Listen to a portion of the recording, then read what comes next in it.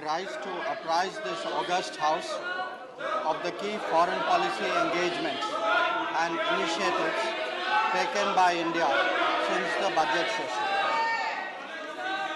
which ended on 6 April 2023. This period witnessed several crucial high-level diplomatic engagements, including interactions by the Honorable President, Honorable Vice President Sir, and Honorable Prime Minister with foreign counterparts in India and abroad.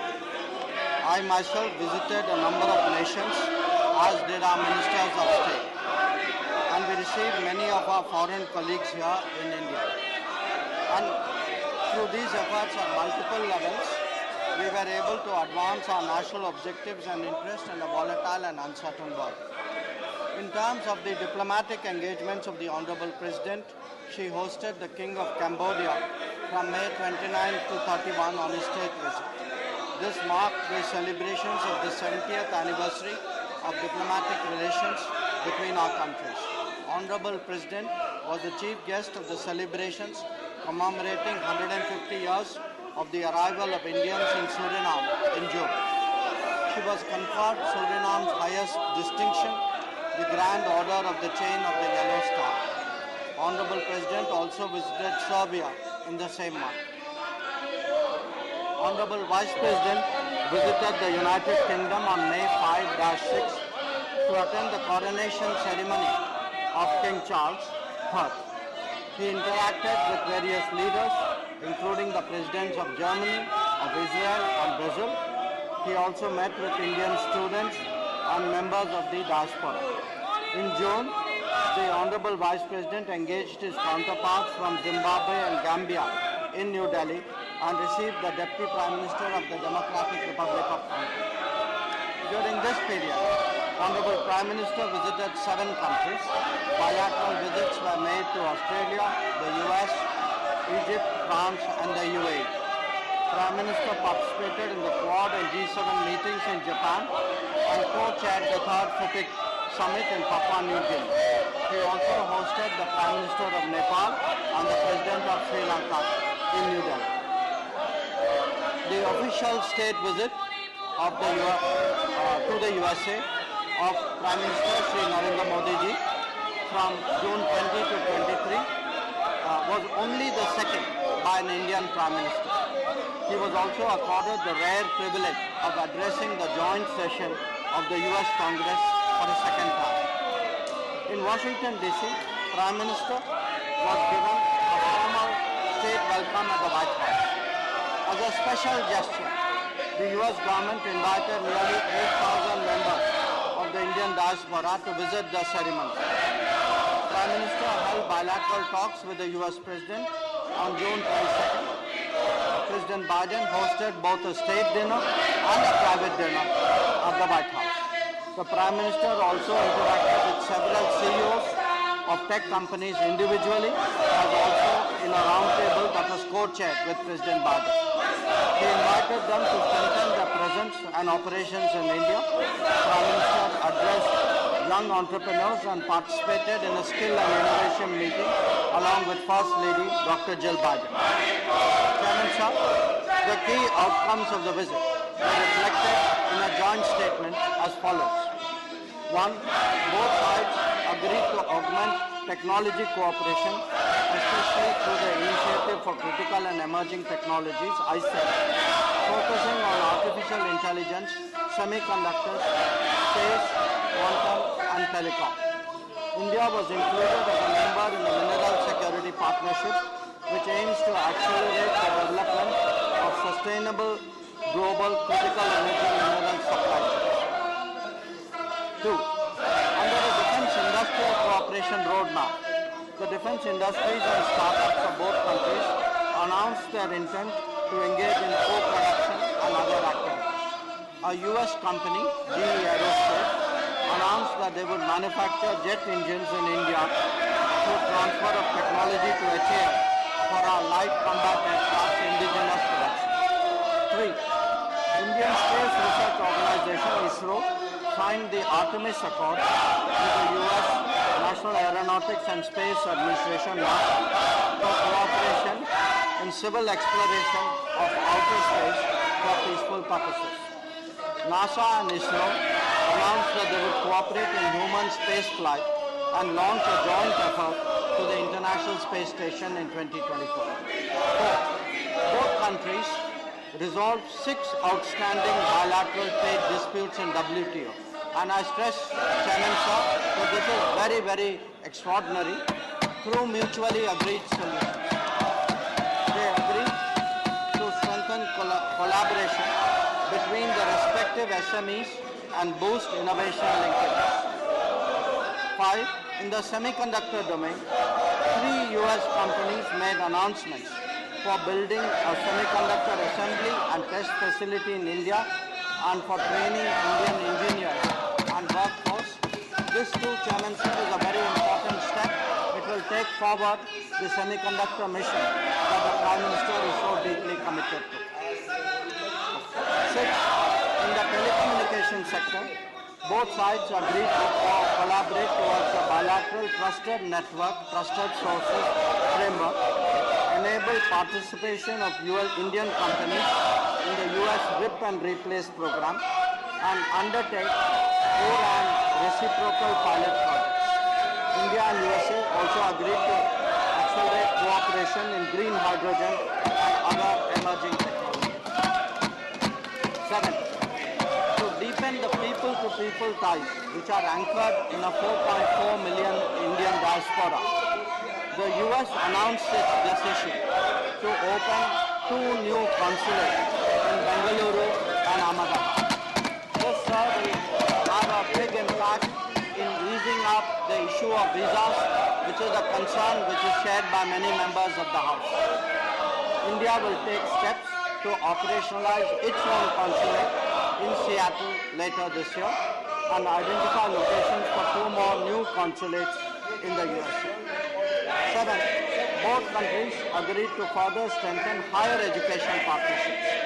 After the official state visit, the US government has also returned to the Government of India 105 cultural antiquities that were illegally trafficked from the country. 9. Given the shared vision of a free, inclusive, open and inclusive Indo-Pacific, both countries agreed to commence an Indian Ocean dialogue, and USA announced that it would join the Indo-Pacific Oceans Initiative that was announced by India in 2019. And 10. India and USA will work together for the development of digital public infrastructure and strengthen multilateral development banks to address global challenges. Sir, honorable members would be interested to know that Prime Minister led the 9th International Day of Yoga on 21 June at the UN headquarters in New York, which was on particular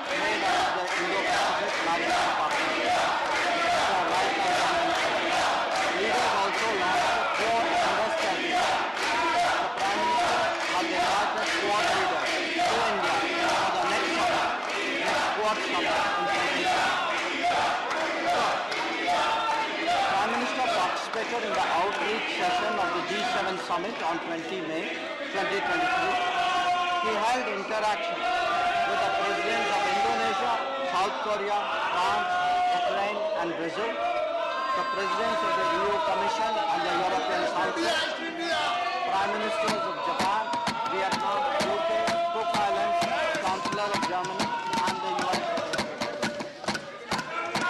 Chairman Sir, Prime Minister made his landmark visit to Australia thereafter, holding a bilateral meeting with his Australian counterpart on May 24. Signing a migration and mobility partnership agreement was one of the highlights of the visit, signifying our commitment to support students and explore the global world. During his stay, Prime Minister interacted with prominent public figures, participated in a business roundtable with Australian CEOs, and addressed the Indian community in Sydney. He joined his Australian counterparts to lay the foundation of the Little India Gateway at Harris Park, Sydney. Prime Minister also announced our intention to establish a new consulate in Brisbane, which will definitely help NRIs in Australia. Chairman Sir, from July 13-14, 2023, Honorable PM visited France at the invitation of the President. He was the guest of honor at the Bastille Day parade, where a tri-services Indian Armed Forces contingent participated in the parade. This included soldiers of the Punjab regiment that had defended Paris 107 years ago in World War I. In a rare honor, Chairman Sir, Prime Minister was also conferred the Grand Cross of the Legion of Honor, which is France's highest civilian award. And this, Chairman Sir, I think should be a matter of pride for all Indians. He held meetings with the President as well as the French Prime Minister and Presidents of the Senate and the National Assembly. Prime Minister separately interacted with the Indian diaspora, CEOs of Indian and French companies, and prominent French personalities. He announced the setting up of an Indian consulate in Marseille. India and France released a vision document, Horizon 2047, 25th anniversary of India-France strategic partnership towards a century of India-France relations. Sir, on his way back, Prime Minister visited the United Arab Emirates on July 15. In Abu Dhabi, he held talks with the President of the UAE. The visit resulted in concluding agreements on trade settlements and national currencies and interlinking of payments of central banks. An MOU was signed for the establishment of an IIT Delhi campus in Abu Dhabi. This too, sir, is part of our initiative of taking Indian universities out of India. Prime Minister received the President designate at COP20. A month before, Prime Minister paid a state visit to Egypt on 24-25 June. It was the first bilateral visit by an Indian PM to Egypt in 26 years. On June 25, Prime Minister held talks with the President of Egypt and signed an agreement to elevate our ties to strategic partnership. Agreements were signed in the fields of agriculture, protection and preservation of groundwater and archaeological sites, and competition. Additionally, direct flights between Delhi Cairo sector and setting up of a center of excellence of IT in Cairo were announced.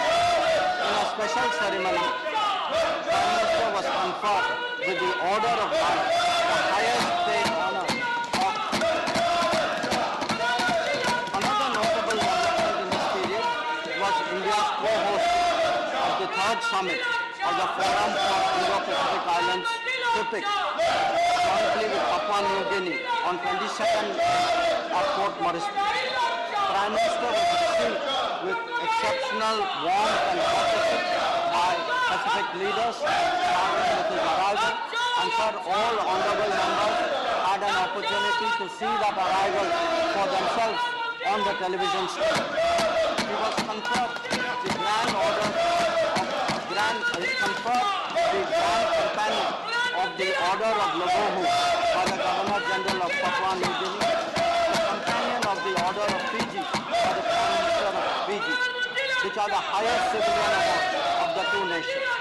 He was also presented with abacus, a symbol of leadership and wisdom by the President of the Council.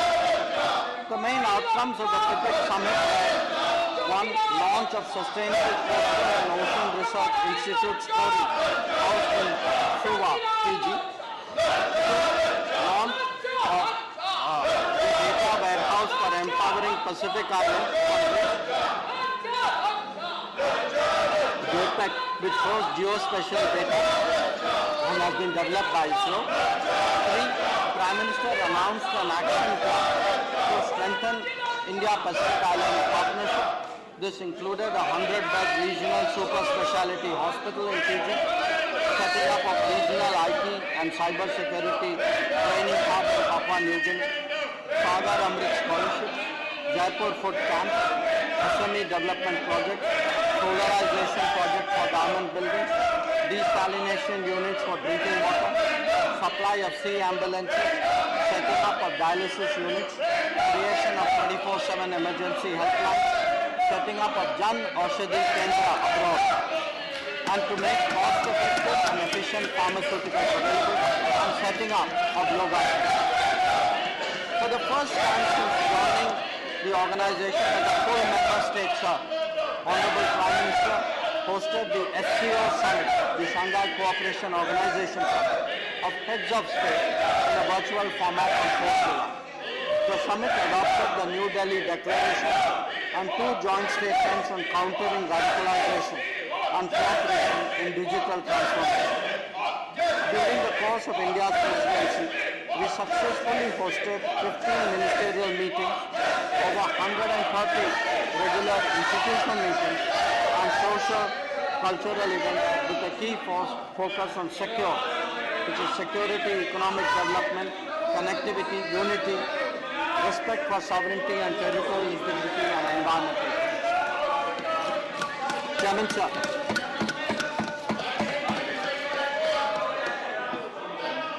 Chairman, sir, as part of the Neighborhood First policy, engagements with immediate neighbors have been prioritized over the last decade. 2 prominent visits that honorable members should note are those of the Prime Minister of Nepal and the President of Sri Lanka. The Prime Minister of Nepal paid an official visit to India from May 31 to 3 June. After bilateral talks, the 2 Prime Ministers participated in virtual groundbreaking ceremonies of 6 projects, including integrated checkpoints, railway lines, petroleum pipeline facilities, and transmission lines. The leaders witnessed the handing over of the Kurta-Bijalpur section of the railway line. Understandings reached included that on electricity imports from Nepal, as well as allowing export of Nepal's electricity to Bangladesh using the Indian grid. India also committed to expand cross-border petroleum pipeline. Chairman, sir, the President of Sri Lanka paid an official visit to India on 21 July 2023, his first in his capacity as President. Prime Minister and President had productive discussions and agreed on a vision document to promote connectivity and catalyze prosperity. This covered multiple facets including maritime, air, energy and power, trade, economic and financial, as well as people-to-people connectivity. Agreements were concluded on development projects in Trincomalee district, on animal husbandry and dairy, on renewable energy, and on UPI interface. Prime Minister discussed the issues related to the Tamil community in Sri Lanka and reiterated the need to fulfill their aspirations. He underlined the importance of implementing the 13th Amendment and conducting provincial council elections. Prime Minister also took up the issue of Indian fishermen and requested Sri Lankan side to approach it on a humanitarian basis. Allow me, sir, to briefly turn to the subject of G20. During our presidency, we have been able to focus attention on the most pressing challenges of humanity, especially faced by developing countries. This includes Mission Life for empowering climate-friendly lifestyles and popularization of millets to address the challenge of food. We have also advocated an inclusive human-centric approach to climate action and development, as well as use of technology to transform the lives of people. Since April 6, we we have hosted the G20 Development Ministers meeting in Varanasi, the Agriculture Ministers meeting in Hyderabad, the Tourism Ministers meeting in Goa, the Education Ministers meeting in Pune, the Finance and Central Bank Governors meeting in Bangalore, Labour and Employment Ministers meeting in Indore, Energy Ministers meeting in Goa, Environment and Climate Sustainability Ministers meeting in Chennai, and the Ministerial meeting on Women's Empowerment in Bangalore. As envisaged, we are realizing our intent to make India's presidency a truly national endeavour and showcase India to the world. I would also like to share with the House that the Ministers of MEA have been equally active during this period. My official visits to Uganda, Ethiopia, Mozambique, South Africa, Namibia and Tanzania in Africa, to Guyana, Panama, Colombia and Dominican Republic in Latin America, apart from visiting Bangladesh, Sweden and Belgium. The visit to Latin America included co-chairing the India-CARICOM and India-SICA ministerial meetings. Many of these visits were the first step. I also visited Indonesia for the Foreign Ministers meeting under the ASEAN-India format, East Asia Summit and ASEAN Regional Forum. This saw participation in the second India-Australia-Indonesia trilateral. After Jakarta, I traveled to Thailand to co-chair the 12th Foreign Ministers meeting of the Mekong-Ganga Cooperation Mechanism, as also attending the BIMSTEC retreat. In Sweden, I participated in the second EU Indo-Pacific Ministerial Forum and the inaugural session of the India-Europe-US Trilateral Forum. Along with my esteemed colleagues, the Commerce and Industry Minister and the Minister of State for Electronics and Information Technology, we attended the first ministerial meeting of the India-EU Trade and Technology Council in Brussels. In South Africa, I had an opportunity to take part in the BRICS Foreign Ministers meeting and the Friends of BRICS meeting. In the same period, I have had the privilege to host my counterparts from the Republic of Korea, Israel, Philippines, Maldives and Japan, apart from the Deputy Prime Minister of Russia, and chairing the Asia Council of Foreign Ministers in Goa and the G20 Development Ministers meeting in Varanasi. Our Ministers of State also actively engaged in promoting India's interests. Sri Muralidharanji oversaw Operation Kaveri from Jeddah in April and paid official visits to Saudi Arabia, Bahrain, Brunei, Dar es Salaam, Malaysia, Maldives and Syria.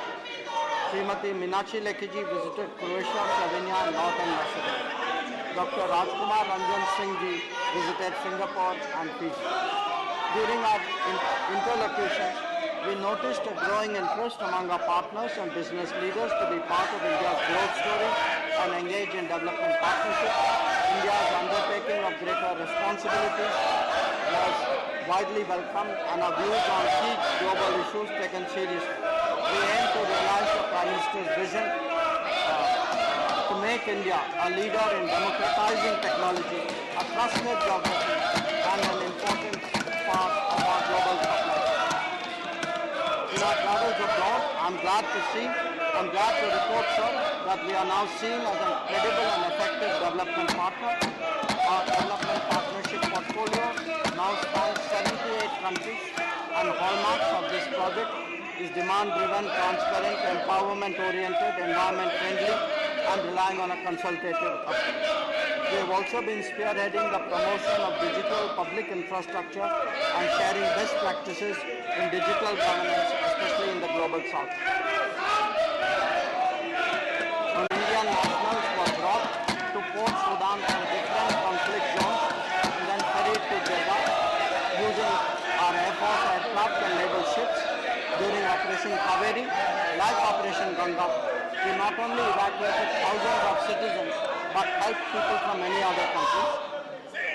4,075 Indian nationals were safely evacuated. Our diplomats and our armed forces displayed exemplary courage during this period. And I must mention, sir, to the House, many movements took place amidst firing, and one particular aircraft landing was particularly challenging. So I would like to underline that we have proven once again that India will never leave its people behind during a crisis, be it in Ukraine or in Syria. We have also made consistent efforts to secure the release of our fishermen and civilians. 17 74 have been returned from Sri Lanka and 398 from Pakistan. So in conclusion, let me say that at a time when international relations have become unprecedented and complex, our people-centric foreign policy, which is guided by the demands and aspirations of our society, has shown that India speaks as a voice of peace, of security and prosperity for all, while serving as a force of global good and stability. We have also vigorously defended our national interests. In 2022, at the beginning of Amrit Kal, India assumed the landmark G20 presidency. We will host a summit this September. Our presidency has invigorated our foreign policy and given more force to realize the Prime Minister's vision of an Atmanirbhar and Viksit Bharat that regains its rightful place in the world. Thank you, sir.